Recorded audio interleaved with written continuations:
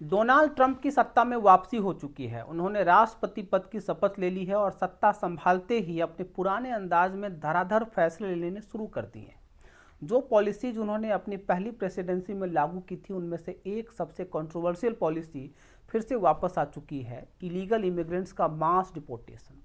लेकिन इस बार का डिपोर्टेशन सिर्फ नंबर्स को लेकर के नहीं, बल्कि जिस तरीके से किया गया है उसने इसे बड़ी इंटरनेशनल कंट्रोवर्सी बना दिया है। इंडियन इमिग्रेंट्स को हथकड़ियों और पैरों में बेड़ियों के साथ डिपोर्ट किया गया है, जैसे कि वो कोई खतरनाक अपराधी हो। ये तस्वीरें सामने आने के बाद से भारत में गुस्सा बढ़ रहा है, लेकिन असली सवाल यह है कि ट्रंप एडमिनिस्ट्रेशन ऐसा क्यों कर रहा है, उन्हें इससे क्या फ़ायदा होगा, भारत को इस पूरे मामले में क्या कदम उठाने चाहिए, और क्या यह मुद्दा इंडिया और यूएस रिलेशंस को प्रभावित कर सकता है। आइए उस पूरे मामले को स्टेप बाय स्टेप समझते हैं। ट्रंप के दोबारा सत्ता में आते ही उन्होंने अपनी अमेरिका फर्स्ट पॉलिसी को फिर से लागू करना शुरू कर दिया। इस पॉलिसी के तहत उनका साफ संदेश है कि जो भी इलीगल इमिग्रेंट्स अमेरिका में रह रहे हैं उन्हें तुरंत डिपोर्ट किया जाएगा। ट्रंप की इमिग्रेशन पॉलिसीज हमेशा से ही कंट्रोवर्शियल रही है और इस बार वो इसे और अग्रेसिव तरीके से लागू कर रहे हैं। लेकिन सवाल ये है कि ट्रंप की नज़रें खास तौर पर इंडियन इमिग्रेंट्स पर ही क्यों है। इसका जवाब पिछले कुछ सालों के इमिग्रेशन डेटा में छुपा हुआ है। अगर हम पिछले कुछ सालों के नंबर्स को देखें तो इलीगल इमिग्रेशन में इंडियंस की संख्या बहुत तेज़ी से बढ़ी है। अकेले 2023 में 42,000 से ज़्यादा इंडियंस ने इलीगल तरीके से यूएस मैक्सिको बॉर्डर को पार करने की कोशिश की। 2024 में यह संख्या और बढ़ गई क्योंकि इंडिया में एजेंट्स ने अफवाह फैला दी कि बाइडेन के बाद इमिग्रेशन लॉज आसान हो जाएंगे। अब ट्रंप फिर से सत्ता में लौट चुके हैं और उनकी पहली प्रायोरिटीज़ में से एक है कि इंडिया से आए इलीगल इमिग्रेंट्स को डिपोर्ट करना। ट्रंप एडमिनिस्ट्रेशन का कहना है कि इलीगल इमिग्रेशन सिर्फ इकोनॉमी और सिक्योरिटी के लिए ही खतरा नहीं, बल्कि यह अमेरिकी समाज के लिए भी एक बड़ा चैलेंज बन चुका है।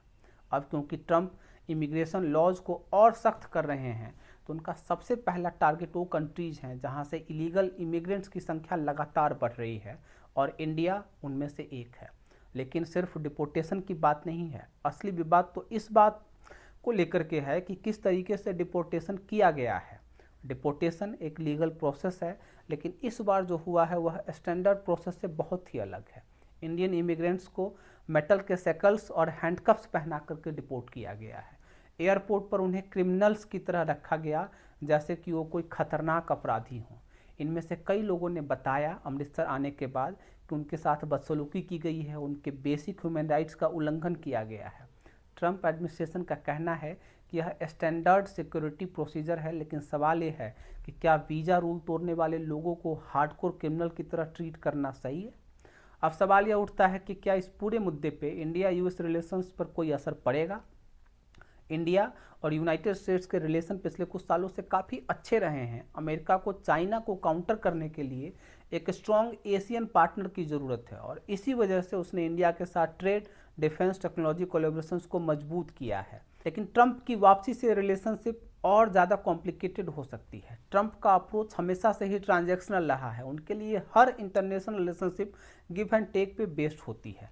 दूसरी बात कि ट्रेड नेगोशिएशन पहले से ही टफ हो चुकी है, लेकिन अब इलीगल इमिग्रेंट्स को लेकर के टेंशन्स बढ़ती है, तो इसका असर डिफेंस और इकोनॉमिक डील्स पर भी पड़ सकता है। H1B वीज़ा पॉलिसीज पर ट्रंप का पहले से ही बहुत ही एग्रेसिव स्टांस रहा है।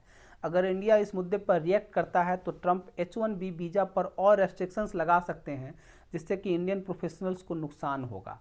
लेकिन इसका मतलब यह भी नहीं है कि इंडिया को चुपचाप यह सब कुछ देखते रहना चाहिए।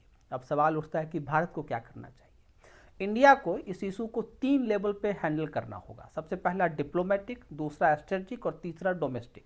डिप्लोमेटिक लेवल की अगर बात करें तो भारत को ऑफिशियली प्रोटेस्ट दर्ज कराना चाहिए कि डिपोर्टेशन के प्रोसेस और डिग्निटी और रेस्पेक्ट के साथ हो।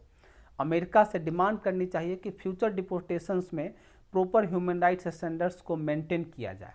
अगर स्ट्रेटजिक लेवल पे बात करें तो इंडिया को यूएस के साथ अपने स्ट्रेटजिक लेवरेज को यूज़ करना चाहिए।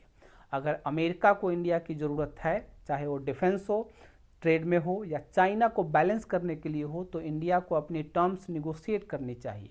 अमेरिका में इंडियन स्टूडेंट्स और प्रोफेशनल्स एक बड़ी इकोनॉमिक फोर्स हैं और इंडिया को इसे एक डिप्लोमेटिक टूल की तरह इस्तेमाल करना सीखना होगा। तीसरा, डोमेस्टिक लेवल पे इलीगल इमिग्रेंट्स को रोकने के लिए भारत में जॉब अपॉर्चुनिटीज़ बढ़ानी होगी। एजेंट्स जो कि इस तरह के कामों में इन्वॉल्व हैं, लोगों को बहला फुसला करके इलीगल इमिग्रेशन करने को मजबूर करते हैं, उन एजेंट्स के खिलाफ कड़ी कार्रवाई करनी होगी जो लोगों को फेक प्रोमिसेस करके इलीगल रूट पर भेजते हैं।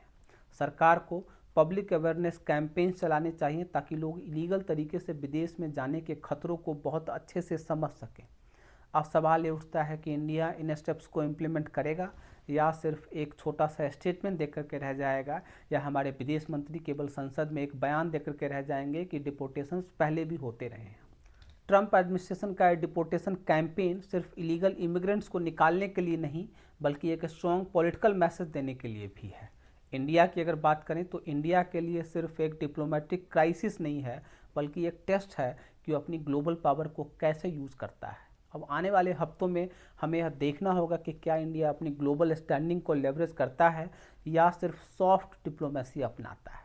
आपका क्या सोचना है? इंडिया को इस इशू पर और स्ट्रॉन्ग रिएक्शन देना चाहिए या डिप्लोमेटिकली हैंडल करना चाहिए? आपका जो भी जवाब हो आप कमेंट करके बताइए। और अगर आपको यह वीडियो अच्छा लगा है तो आप चैनल को सब्सक्राइब कीजिए, लाइक कीजिए, वीडियो को अपने दोस्तों के साथ, परिवार के साथ शेयर कीजिए ताकि और भी लोग इस वीडियो को देख सकें और लोग इलीगल इमिग्रेशन के खतरों से वाकिफ हो सकें और एजेंट्स के जाल में न फंसें। आज के लिए इतना ही, मिलते हैं अगले वीडियो में। नमस्कार।